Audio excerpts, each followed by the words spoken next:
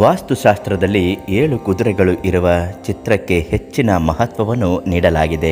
ಆದ್ದರಿಂದ ವಾಸ್ತು ಪ್ರಕಾರ 7 ಕುದುರೆ ಫೋಟೋವನ್ನು ಯಾವ ದಿಕ್ಕಿನಲ್ಲಿ ಇಡುವುದರಿಂದ ನಿಮ್ಮ ಅದೃಷ್ಟ ಬದಲಾಗುತ್ತೆ ಅಂತ ಇವತ್ತಿನ ವಿಡಿಯೋದಲ್ಲಿ ತಿಳಿದುಕೊಳ್ಳೋಣ. ಅದಕ್ಕಿಂತ ಮೊದಲು ನೀವಿನ್ನೂ ನಮ್ಮ ಅದೃಷ್ಟಧಾರೆ ಚಾನಲನ್ನು ಸಬ್ಸ್ಕ್ರೈಬ್ ಮಾಡಿಲ್ಲ ಅಂದರೆ ದಯವಿಟ್ಟು ಸಬ್ಸ್ಕ್ರೈಬ್ ಮಾಡಿ ಮತ್ತು ನಿಮ್ಮ ಜೀವನದ ಯಾವುದೇ ಸಮಸ್ಯೆಗಳು, ಸ್ತ್ರೀ ಪುರುಷ ವಶೀಕರಣ, ಮಾಟ ಮಂತ್ರದಂತಹ ತೊಂದರೆಗಳಿದ್ದರೂ ಶಾಶ್ವತ ಪರಿಹಾರಕ್ಕಾಗಿ ಪ್ರಧಾನ ತಾಂತ್ರಿಕ ಕೀರ್ತಿ ಪ್ರಸಾದ್ ಗುರುಗಳಿಗೆ ಒಂದು ಕರೆ ಮಾಡಿ ಉಚಿತವಾಗಿ ನಿಮ್ಮ ಸಮಸ್ಯೆಗೆ ಪರಿಹಾರವನ್ನು ನೀಡುತ್ತಾರೆ. ಅಶ್ವಿನಿ ದೇವಿಯೇ ನಮಃ ಅಂತ ಕಮೆಂಟ್ ಹಾಕಿ, ನಿಮಗೆ ತುಂಬ ಒಳ್ಳೆಯದಾಗುತ್ತೆ.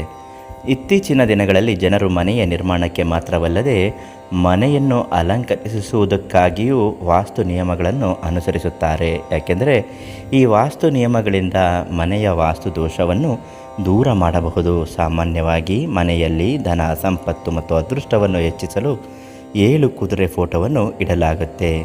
ಆದರೆ ಇದನ್ನು ವಾಸ್ತು ಪ್ರಕಾರ ಸರಿಯಾದ ದಿಕ್ಕಿನಲ್ಲಿ ಇಟ್ಟರೆ ಮಾತ್ರ ಶುಭ ಫಲಗಳು ಪ್ರಾಪ್ತಿಯಾಗುವುದು, ಇಲ್ಲದಿದ್ದರೆ ದುರದೃಷ್ಟ ಎದುರಾಗಬಹುದು. ಅಂದರೆ ಇದನ್ನು ಯಾವ ದಿಕ್ಕಿನಲ್ಲಿ ಇಡಬಹುದು ಅಂತ ನೋಡೋದಾದರೆ, 7 ಕುದುರೆ ಫೋಟೋದಲ್ಲಿ ಉದಯಿಸುತ್ತಿರುವ ಸೂರ್ಯ ಅಂದರೆ ಸ್ಪಷ್ಟವಾದ ಆಕಾಶ ಮತ್ತು ಸ್ವಲ್ಪ ಹಸಿರು ಇದ್ದರೆ ಅಂತಹ ಫೋಟೋವನ್ನು ಪೂರ್ವ ದಿಕ್ಕಿನಲ್ಲಿ ಇರಿಸಿದರೆ ತುಂಬ ಒಳ್ಳೆಯದು. ಈ ದಿಕ್ಕು ಗಾಳಿಯ ಅಂಶವನ್ನು ಪ್ರತಿಬಿಂಬಿಸುತ್ತದೆ. ಪೂರ್ವ ದಿಕ್ಕಿನಲ್ಲಿ ಈ ಫೋಟೋ ಇಡುವುದರಿಂದ ನಿಮ್ಮ ವೃತ್ತಿ ಜೀವನದಲ್ಲಿ ಪ್ರಗತಿಯನ್ನು ಸಾಧಿಸಬಹುದು. ನಿಮ್ಮ ಅಪೂರ್ಣ ಕೆಲಸಗಳು ಸಂಪೂರ್ಣವಾಗಿ ಪೂರ್ಣಗೊಳ್ಳುತ್ತದೆ ಮತ್ತು ನಿಮ್ಮ ಸಾಮಾಜಿಕ ಜೀವನ ಉತ್ತಮವಾಗಿ ಇರುತ್ತದೆ. ನಿಮ್ಮ 7 ಕುದುರೆ ಫೋಟೋದಲ್ಲಿ ಕುದುರೆಯ ಬಣ್ಣ ಬಿಳಿಯದಾಗಿದ್ದರೆ ಮತ್ತು ಹಿನ್ನೆಲೆಯಲ್ಲಿ ಸಮುದ್ರ ಅಥವಾ ನೀರು ಇದ್ದರೆ ಅದು ಜಲತತ್ವವನ್ನು ಪ್ರತಿನಿಧಿಸುತ್ತದೆ. ಈ ಫೋಟೋವನ್ನು ನೀವು ಉತ್ತರ ದಿಕ್ಕಿನಲ್ಲಿ ಇರಿಸಿದರೆ ಇದು ನಿಮ್ಮ ಮನೆಯ ಸಂಪತ್ತನ್ನು ಹೆಚ್ಚಿಸುವುದರೊಂದಿಗೆ ಸಮೃದ್ಧಿಯನ್ನು ನೆಲೆಸುವಂತೆ ಮಾಡುತ್ತೆ. ದಕ್ಷಿಣ ದಿಕ್ಕು ನಿಮ್ಮ ಬಳಿ ಇರುವ 7 ಕುದುರೆ ಫೋಟೋದಲ್ಲಿ ಆ ಹಿನ್ನೆಲೆ ಬಣ್ಣ ಕೆಂಪು ಅಥವಾ ಕಿತ್ತಳೆ ಬಣ್ಣದಲ್ಲಿದ್ದರೆ ಮತ್ತು ಕುದುರೆಗಳು ಸಹ ಅದೇ ಬಣ್ಣದಲ್ಲಿದ್ದರೆ ನೀವು ಆ ಫೋಟೋವನ್ನು ದಕ್ಷಿಣ ದಿಕ್ಕಿನಲ್ಲಿ ಇಡಬಹುದು.